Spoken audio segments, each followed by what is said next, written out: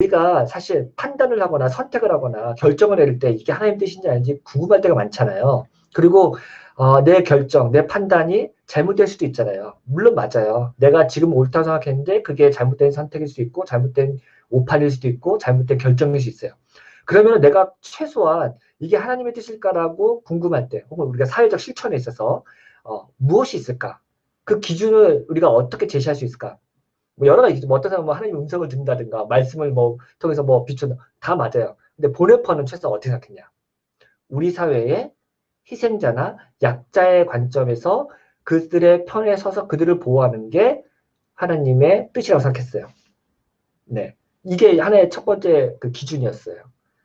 그렇다면 누가 약자냐는 또 다르겠죠. 뭐 정광훈 같은 경우는 교회가 약자다 이 시대에 그 교회가 이 정권에 지금 희생당하고 있다. 교회가 핍박당하고 있다. 이런 또 서사를 펼치겠죠. 네, 뭐또 뭐든 쓰면 쓸 수 있습니다. 예. 그래서 그것도 뭐 쓸 수 있을 것 같아요.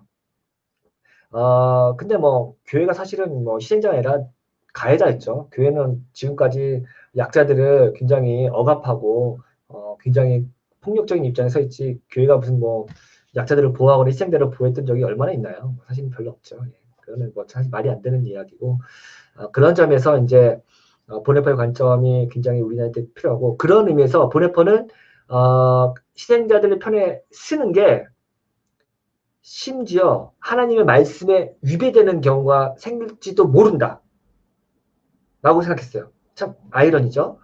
그러니까 하나님께서 우리 시대에서 우리와 희생자와 약자들 편에 서는 게 하나님의 뜻인데 만약에 그러면 이게 율법을 어기거나 하나님의 말씀에 위배되는 것이라고 하면 어떡하지? 라고 할 때 보네퍼는 그것조차도 감수하고자 했어요.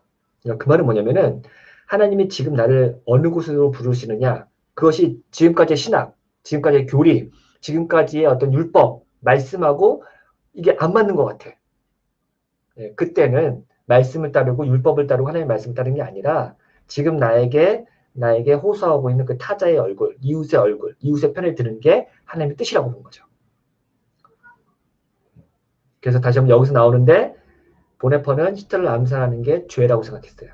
자기는 죄를 진다고 생각했어요. 율법을 어긴다고 생각했어요. 하나님 말씀을 어긴다고 생각했어요. 하지만 지금 내가 하는 행동은 약자들의 편에 서서 지금 나에게 부르시는 하나님의 음성에 순종하는 거라고 생각했어요. 되게 역설이죠. 예.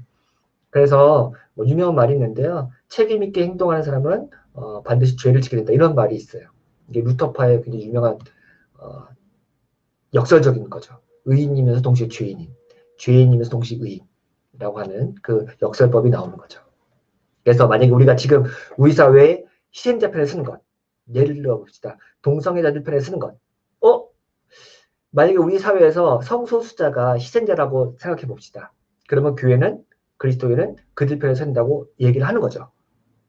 근데 성경에 보니까 동성애나 성소수자들은 죄야. 저는 이게 딱 그 딜레마에 걸리는 거죠.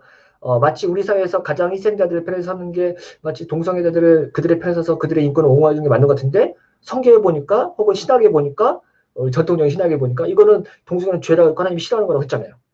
그러면 이게 어떤 게 그 하나님께서 우리에게 원하시는 것과 또 말씀이 충돌하는 것 같잖아요. 보네퍼는 그때 약자들의 편 서는 게 하나님의 뜻이라고 생각했어요. 그리고 죄를 짓는다고 생각했어요. 예, 무슨 얘기인지 알겠죠? 예. 말씀을 뛰어넘는 오늘날 우리에게 주신 하나님의 뜻이 있다고 해서 본 거죠. 이게 이제 보네퍼를 이해하는데 되게 어려운 것 중에 하나입니다. 네.